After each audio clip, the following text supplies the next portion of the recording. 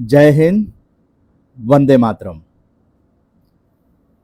4 अप्रैल 2025 और नव संवत्सर नए साल से ये RJS PBH RJS positive media द्वारा घोषणा की गई थी कि हम लोग महीने में 25 दिन संवाद करेंगे, सकारात्मक संवाद, ओनली पॉजिटिविटी नो नेगेटिविटी। तो उसी के अंतर्गत 4 अप्रैल है और आज खुशी और गम दोनों ही दिन है। आप जानते हैं कि आज जो हम लोगों के बहुत ही फेवरेट देशभक्ति की मिसाल और भारत कुमार के नाम से जानने वाले मनोज कुमार जी, फिल्म अभिनेता, निर्माता, निर्देशक, एक तो वो खबर जो है कुछ कहने का ज़रूर मन करता है हर किसी का। ऐसे देशभक्त जिन्होंने अपने जीवन में ऐसी फिल्में दी, ऐसी विचार दिए जो देशभक्ति का प्रचार हुआ उससे, और माखनलाल चतुर्वेदी जो स्वतंत्रता सेनानी रहे और कवि के रूप में भी उन्होंने जिस तरह से मुझे तोड़ लेना वनमाली, ये सब चीज़ें जागृति वाली चीज़ें हैं। तो अगली पीढ़ी को हम लोग क्या कुछ पहुंचाएंगे, क्योंकि हम लोगों को जो कुछ भी मिला है तो हम लोग ऐसा बने हैं, लेकिन अब अगली पीढ़ी के लिए हम लोग कुछ तो तैयार करके दें, ये हमारी जिम्मेदारी है। और उस जिम्मेदारी को निभाने के लिए राम जानकी संस्थान पॉजिटिव ब्रॉडकास्टिंग हाउस लगातार जो है आपके सामने वेबिनार के रूप में, फिजिकल कार्यक्रम या यात्राओं के माध्यम से 10.5 साल से आपसे रूबरू है। फेसबुक लाइव आप जानते हैं कि हम लोग कोरोना काल में भी बहुत किए थे, और अब जो है हम लोग चाह रहे हैं कि बहुत ज़्यादा जो है पॉजिटिविटी को, पॉजिटिव थिंकिंग को ग्लोबली लेकर जाएं। तो हम लोग जो है बातचीत करेंगे, तभी वो बात अगली पीढ़ी तक पहुंचेगी, क्योंकि सिर्फ अपनी चिंता करना जो है ये इंसान का काम नहीं होना चाहिए। रोजी रोटी या जीविकोपार्जन के बाद हम सभी को समाज के बारे में, देश के बारे में, विश्व के बारे में चिंतन करना चाहिए। हर आदमी को ईश्वर ने बनाकर भेजा है कि आप जाइए और अपना सकारात्मक कार्य, अच्छे कार्य करके आइए हमारे पास। आप अगर अच्छे कार्य करके आएंगे तो जहाँ भी रहेंगे, एक तो आपको संतोष मिलेगा अपने जीवन से कि हाँ, आपने एक सकारात्मक या सार्थक जीवन जिया। हर चीज़ की सार्थकता होनी चाहिए। तो आरजेएस पीबीएच आप जानते हैं कि ओनली पॉजिटिविटी नो नेगेटिविटी, ये बड़ी लाइन खींचने की और इसी का दस्तावेजीकरण जो है वो तैयार हो रहा है। तो हम लोग 25 दिन आपसे संवाद कर रहे हैं। किसी दिन वेबिनार होता है तो फेसबुक लाइव नहीं होता है, या हो भी सकता है, वो अपनी मर्जी पर। ये स्वैच्छिक समर्थन भी हम लोग कई जगह समर्थन हम लोग कर चुके हैं। जो मेले होते हैं, भारतीय संस्कृति को लेकर कोई कार्य करता है, जो हम लोगों को अप्रोच करता है, तो हम लोग उसको स्वैच्छिक समर्थन भी करते हैं। हम लोगों का जो सिस्टम है वो चलना चाहिए, तो इसके लिए जिम्मेदारी जो है वो आरजेसियंस की है कि ये सिस्टम चले। लेकिन इंडिविजुअली भी आप आरजेएस के ग्रुप में हैं या फेसबुक लाइव में हैं, तो आप अपने कमेंट के द्वारा अपनी पहचान और अपने विचार को यहाँ प्रसारित कर सकते हैं। यहाँ से बहुत सारे लोग जो है फेसबुक से पहले फेसबुक पे आए, वो आरजेएस में जुड़ गए। बहुत से लोग जो है वेबिनार में आए, किसी तरह से लिंक उनको मिला और वो लोग फिर हम लोगों को वो आ गए। तो हम लोग जो हैं वो चाह रहे हैं कि आप लोगों के साथ जो है वो संवाद जो है वो लगातार जारी रखा जाए। तो आप जानते हैं कि 4 अप्रैल जो है वो सबसे पहले मैं मुझे तोड़ लेना वनमाली, उस पथ पर देना तुम फेंक, मातृभूमि पर शीश चढ़ाने जिस पर जाएं वीर अनेक। ये स्वतंत्रता संग्राम के कवि, मिशन पत्रकारिता हुआ करती थी, तो वो पत्रकार भी रहे, और उनकी जन्म जयंती पर जो है हम लोग नमन करते हैं माखनलाल चतुर्वेदी जी को। और इस तरह की पंक्ति में वो समर्पण, वो त्याग और वो देशभक्ति समाहित है जो माखनलाल चतुर्वेदी के संपूर्ण जीवन का सार है। वो क्या है, मिशन पत्रकारिता, वो जीवन जीते थे, वो आत्मसात किए हुए थे, और जो लेखनी उनकी जो चल जाती थी तो वो लोग जिंदा दिल जिंदा दिली थी। आज भी उनको हम लोग याद करते हैं, 4 अप्रैल को उनकी जयंती है। तो उन्होंने अपनी लेखनी को आज़ादी की लड़ाई का हथियार बना दिया और जुझारू पत्रकार के रूप में और प्रताप, कर्मवीर और प्रभा जैसे समाचार पत्रों के माध्यम से उन्होंने अपनी कलम से ब्रिटिश शासन के विरुद्ध मोर्चा खोल दिया। उनकी पत्रकारिता में साहस, बेबाकी और जन सरोकार की गूंज थी। कई बार उन्हें अपनी लेखनी के कारण जेल भी जाना पड़ा, लेकिन उन्होंने अपनी कलम को कभी भी झुकने नहीं दिया। तो ये बहुत बड़ी प्रेरणा है कि ऐसे लोगों को हम लोग याद कर रहे हैं। और उनके काव्य संग्रह हिम किरीटिनी जो है, उस समय का जो 1943 में उनके जो काव्य संग्रह हिम किरीटिनी को जो है देव पुरस्कार, उस समय का सबसे बड़ा पुरस्कार हुआ करता था। सोचिए 1943 की बात कर रहे हैं, जो हिंदी साहित्य में एक महत्वपूर्ण सम्मान था, और देव पुरस्कार जो है वो माखनलाल चतुर्वेदी जी को प्रदान किया गया था। इसके अलावा उन्हें साहित्य अकादमी पुरस्कार भी मिला, पद्म भूषण मिला और बहुत सारे पुरस्कार उनको मिले थे। तो निश्चित रूप से वो, और मध्य प्रदेश के भोपाल में माखनलाल चतुर्वेदी राष्ट्रीय पत्रकारिता विश्वविद्यालय का नाम उनके सम्मान में रखा गया। तो ये जानकारी जो है आप लोगों तक पहुंचानी थी। अब आइए बात करते हैं मनोज कुमार जी की। तो आप जानते ही हैं कि वो मल्टीफेरियस थे फिल्म इंडस्ट्री में, लेकिन भारत कुमार के नाम से जाने गए। तो उनकी उपकार फिल्म देखिए 1967 में आई थी, तो हम लोगों ने देखा था। तो इसके अलावा और भी कई फिल्में जो है जन सरोकार से जुड़ी हुई, आज दोनों लोगों की जो चर्चा कर रहे हैं वो लोग जन सरोकार से जुड़े हुए थे। उपकार, पूरब और पश्चिम, बेईमान, रोटी कपड़ा और मकान, क्रांति, शोर, क्लर्क, जय हिंद और शहीद, इस तरह के मनोज कुमार जी ने हम लोगों तक पहुंचाया और भारतीय सिनेमा के सबसे बड़े पुरस्कार दादा साहब फाल्के पुरस्कार से सम्मानित किए गए मनोज कुमार जी।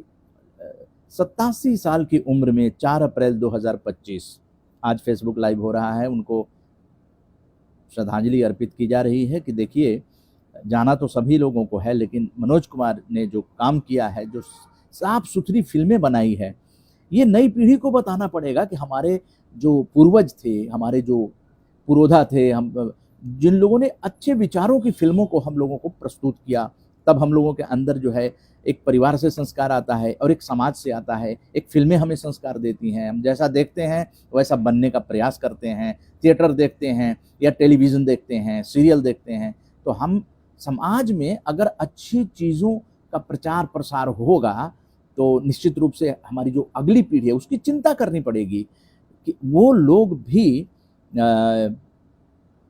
अच्छे विचारों वाले बने, भारत एक अच्छा राष्ट्र बने, विश्व में पहचान बनाए, है ना। तो इसके लिए निर्माता, निर्देशक, अभिनेता मनोज कुमार के जो लंबा सकारात्मक सिनेमाई सफ़र रहा, उसके लिए हम नमन करते हैं सभी आरजेएस पीबीएच की ओर से। और 9 अक्टूबर 1956 को फिल्मों में हीरो बनने का सपना लिए हुए, देखिए 19 साल की उम्र में वो दिल्ली से मुंबई गए थे और 1957 में अपनी पहली फिल्म फैशन में, और 19 साल के इस युवक को 80-90 साल के भिखारी का छोटा सा रोल मिला। और उस समय जो नौजवान थे तो उनका नाम था हरि किशन गोस्वामी, जो बाद में मनोज कुमार के नाम से मशहूर हुए। और भी बहुत सारी बातें हैं। मनोज कुमार का जो असली नाम था हरि किशन गोस्वामी, और 1937 एबटाबाद पाकिस्तान में इनका जन्म हुआ था। और 1957 में फिल्म फैशन में इन्होंने भिखारी का रोल किया, जैसा मैंने बताया। 1961 में कांच की गुड़िया फिल्म में बतौर हीरो के रूप में आ गए और 40 साल का इनका लंबा फिल्मी कैरियर रहा। और क्रांति, हरियाली और रास्ता, शहीद जैसी फिल्में इन्होंने की, और देशभक्ति की फिल्मों के कारण ही ये भारत कुमार कहलाए। तो आप जैसा काम करेंगे वैसा ही आपको लोग पसंद करेंगे, उसी रूप में आपका नाम होता है। तो लेकिन एक बहुत हर की ज़िंदगी में कुछ ना कुछ दुख आते हैं, कुछ सुख आते हैं। जीवन जो है संघर्ष है, दुख सुख का मिश्रण है, तो उसे हमें स्वीकार करना पड़ता है। तो मनोज कुमार जी को भी बहुत पीड़ा हुई थी, दुख हुआ था। जो बंटवारा हुआ था भारत का, वो बहुत बड़ा दर्द है। बंटवारे का जो विस्थापितों का दर्द है वो बहुत बड़ा दर्द है। हमने तो आकाशवाणी दिल्ली के लिए विस्थापितों का दर्द पर जो सीरियल बनाया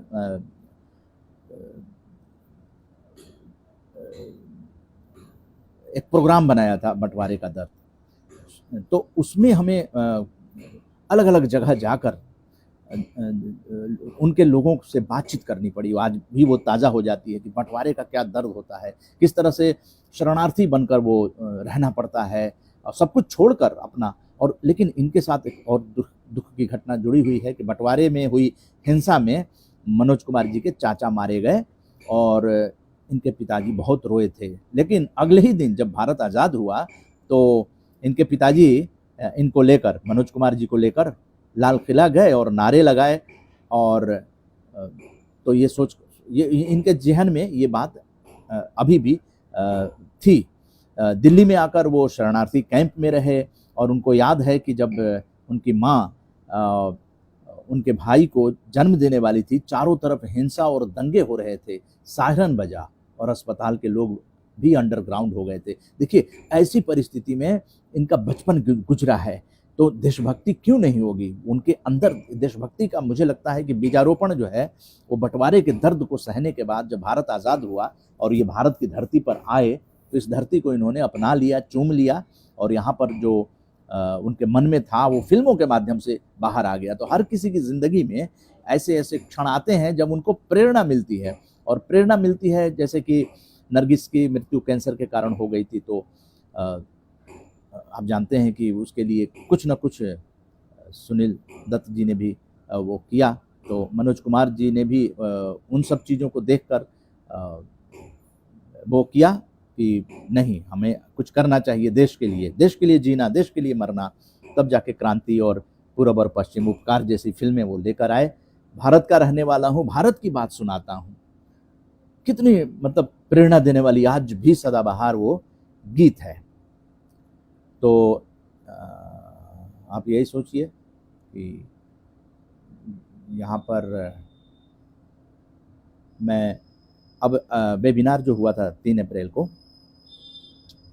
तो वो भी बड़ा अच्छा एक तरह से धार्मिकता को लिए हुए लेकिन प्रेरणा वाला वेबिनार हुआ। तो उसकी प्रेस रिलीज आज जारी की गई। मैं फेसबुक पे भी उस वेबिनार को लाने की कोशिश करता हूं, तो मैं जो प्रेस रिलीज है मैं आप लोगों तक पहुंचाने की, साझा करने की कोशिश कर रहा हूं। स्वर्गीय सतीश पॉल की स्मृति में आरजेसियंस ने चैत्र नवरात्रि में आदि शक्ति व छठ मैया की आराधना की। दूसरा हेडलाइन है कि परिवार में सकारात्मक संवाद और विचार में सांस्कृतिक मूल्यों का हो प्रभाव। बीके राजेश्वरी ने इस बात को बताया, ब्रह्म कुमारी संस्थान की बीके राजेश्वरी जी। और आरजेएसपीबीए 6 अप्रैल को, रविवार जो आ रहा है, विश्व स्वास्थ्य दिवस पर अंतर्राष्ट्रीय कार्यक्रम करेगा, विश्व स्वास्थ्य दिवस पर, और बच्चों से भी संबंधित है वो। और आगे है प्रेस रिलीज में कि आरजेएसपीबीएच राम जानकी संस्थान पॉजिटिव ब्रॉडकास्टिंग हाउस नई दिल्ली द्वारा आयोजित एक कार्यक्रम में चैत्र नवरात्रि और छठ पर्व मनाया गया। इसमें मुख्य अतिथि बीके राजेश्वरी बहन ने सकारात्मक सोच, सांस्कृतिक मूल्यों और परिवार के महत्व पर जोर दिया। उन्होंने खाना बताते समय सकारात्मक विचारों और इरादों को बनाए रखने की सलाह दी, क्योंकि ऊर्जा भोजन करने वालों को प्रभावित करती है। आईटीपीओ भारत मंडपम नई दिल्ली की पूर्व प्रबंधक स्वीटी पॉल की सासू मां स्वर्गीय सतीश पॉल को समर्पित इस कार्यक्रम में विभिन्न वक्ताओं ने आध्यात्मिकता, परंपरा और व्यक्तिगत कल्याण पर अपने विचार साझा किए। स्वीटी पॉल जी की बेटी महक पॉल ने अपनी दादी स्वर्गीय सतीश पॉल के साथ बिताए गए सुखद पलों को याद किया और बड़ी भावुक हो गई। कार्यक्रम की सह आयोजक स्वीटी पॉल ने अपनी स्वर्गीय सासू मां की स्मृतियों को साझा किया और उनसे मिले संस्कारों के लिए उनका आभार जताया। 6 महीने तक उनकी सासू मां बेड रेस्ट पे रहीं, जब तो इन्होंने काफ़ी सेवा की और वहीं पर उनकी जो बातचीत होती थी उसी को उन्होंने जीवन में ग्रहण किया। और ये जो वेबिनार हुआ है, ये किताब के अंदर जो ग्रंथ 5 है उसमें ये प्रकाशित हो जाएगा, और अप्रैल में जो न्यूज़लेटर प्रकाशित होगा उसमें भी ये आ जाएगा। स्वीटी पॉल ने वक्ताओं से, जो वक्ता आए थे, उनसे नकारात्मकता से निपटने और बच्चों में सांस्कृतिक मूल्यों को स्थापित करने पर मार्गदर्शन भी चाहा और ख़ासकर आज के मोबाइल उपकरणों के युग में, तो उनको जवाब भी बहुत संतोषजनक मिले। मुख्य वक्ता आकाशवाणी नई दिल्ली के पूर्व सहायक निदेशक कार्यक्रम अरुण कुमार पासवान ने आदि शक्ति को ब्रह्मांड की ऊर्जा और सृजनात्मक शक्ति का प्रतीक बताया और कहा कि नवरात्रि बुराई पर अच्छाई की विजय का उत्सव है। श्री पासवान ने व्रत और शुद्धिकरण के वैज्ञानिक लाभों पर प्रकाश डालते हुए कहा कि इससे शारीरिक स्वास्थ्य और रोग प्रतिरोधक क्षमता बढ़ती है। उन्होंने कात्यायनी देवी की कथा का वर्णन किया, जिन्होंने महिषासुर का वध किया, जो बुराई पर अच्छाई की जीत का प्रतीक है। RJS PBH RJS positive media के संस्थापक व राष्ट्रीय संयोजक उदय कुमार मन्ना ने 340वें कार्यक्रम आदि शक्ति की उपासना का धार्मिक, वैज्ञानिक व आध्यात्मिक महत्व का शुभारंभ संस्कृत श्लोक या देवी सर्वभूतेषु विद्यारूपेण संस्थिता नमस्तस्यै नमस्तस्यै नमस्तस्यै नमो नमः से किया। श्री मन्ना ने कार्यक्रम का संचालन करते हुए डूबते सूरज को अर्घ्य, जो जल अर्पण करने की परंपरा पर प्रकाश डाला, जो छठ पूजा का एक महत्वपूर्ण अंग है। उन्होंने सूर्यकांत त्रिपाठी निराला की कविता श्री राम की शक्ति पूजा का भी जिक्र किया। ब्रह्म कुमारी सेंटर पटेल नगर नई दिल्ली के प्रमुख बीके राजश्री ने सकारात्मक सोच के महत्व पर जोर देते हुए कहा कि 95% लोग नकारात्मक विचारों के साथ जीते हैं। ये बहुत गहरी बात कही उन्होंने सकारात्मक मानसिकता विकसित करने के लिए व्यवहारिक सुझाव भी दिए। हमें कहा कि हमें सकारात्मक विचारों को एक बगीचे की तरफ विकसित करना चाहिए। उन्होंने कहा पुरानी यादें अक्सर अवसाद का कारण बनती हैं, इसलिए वर्तमान में जिएं और जो कुछ भी आपके पास है उसके लिए भगवान के, ईश्वर के, अल्लाह के आप आभारी रहें। राजश्री ने दैनिक जीवन में अपनाने के लिए 5 शक्तिशाली सूत्र भी बताए, जैसे कि आप कहें मैं बहुत भाग्यशाली हूँ, मेरा हर कार्य सफल हो रहा है, मेरे साथ सब कुछ अच्छा हो रहा है और मैं सफलता का प्रतीक हूँ, मैं सफल हो रहा हूँ। इस तरह की बातें उन्होंने कहा कि मन में सोचते रहिए, तो निश्चित रूप से जैसा सोचेंगे मन में वैसा ही आपके साथ होगा, और जैसा खाएं अन्न वैसा होए मन। तो ये सब चीज़ें जो है उन्होंने सकारात्मक बातें बताई।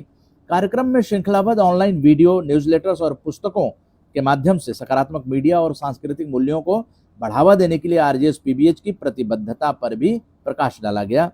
श्री मन्ना ने 6 अप्रैल को विश्व स्वास्थ्य दिवस पर होने वाले आगामी सायंकालीन अंतर्राष्ट्रीय कार्यक्रम का उल्लेख किया। तो हम लोगों का कार्यक्रम जो है वो लगातार चल रहा है और रविवार को अमूमन जो है वो 11 बजे होता है, 11 बजे से 12:30 बजे तक। तो और वहाँ पर जानकारी भी दी गई थी वेबिनार में कि 30 मार्च से जो है नवरात्रि शुरू हुआ था और षष्ठी पूजा जो है 3 अप्रैल कात्यायनी माता का, 4 अप्रैल को 7वां दिन सप्तमी पूजा माँ कालरात्रि की पूजा का दिन, और 5 अप्रैल को नवरात्रि का 8वां दिन दुर्गा अष्टमी माँ गौरी की पूजा का दिन, और 6 अप्रैल नवरात्रि का 9वां दिन दुर्गा नवमी माँ सिद्धदात्री देवी की पूजा का दिन है। तो 6 अप्रैल है और 6 अप्रैल को ही हम लोग जो है विश्व स्वास्थ्य दिवस का कार्यक्रम लेके आ रहे हैं। तो उसमें आप लोग जुड़िएगा और उसमें इंटरेक्टिव सेशन भी होगा और उसमें हम लोग बातचीत करेंगे कि किस तरह से स्वास्थ्य जो है वो बेहतर बनाया जा सकता है, क्योंकि आप जानते हैं कि ये बच्चों को लेकर जो है ये हेल्दी बिगिनिंग्स होपफुल फ्यूचर्स, तो इस तरह का है जिसका थीम है focus on improving maternal new born health and survival. तो 342वां जो कार्यक्रम है वो इस पर होगा और इसको डॉक्टर डी.आर. राय साहब जो हैं वो सह आयोजक हैं, चेयरपर्सन हैं IMA social media committee headquarter और पूर्व महासचिव हैं, सेक्रेटरी जनरल हैं इंडियन मेडिकल एसोसिएशन नई दिल्ली के।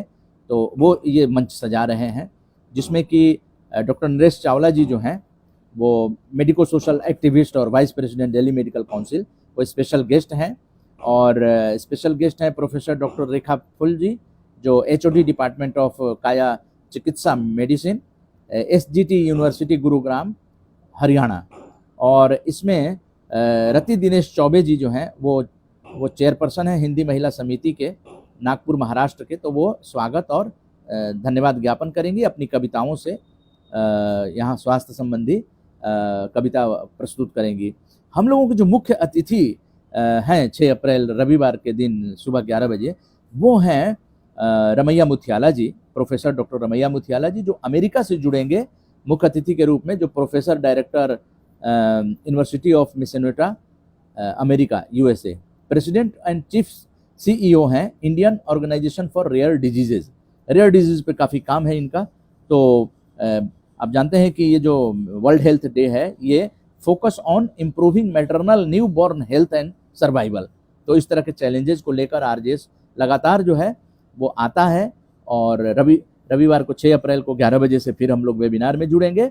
लेकिन 25 दिन जो है हर महीने हम लोग सकारात्मक संवाद करेंगे। जो कुछ भी घटनाएं घट रही हैं उसको आप लोगों तक पहुंचाने की कोशिश करेंगे, और आप लोग इस पर अपना रिएक्शन दे सकते हैं, आप बातचीत कर सकते हैं, आप फेसबुक पे कमेंट कर सकते हैं, और आपके मन में क्या है वो बता सकते हैं। हमारे मन में जो था वो मैंने आपको बता दिया। हमारे मन में था कि नहीं, जो हमारे फिल्म अभिनेता मनोज कुमार जी ने जो ज़िंदगी में किया है आज हम लोगों के बीच में नहीं है।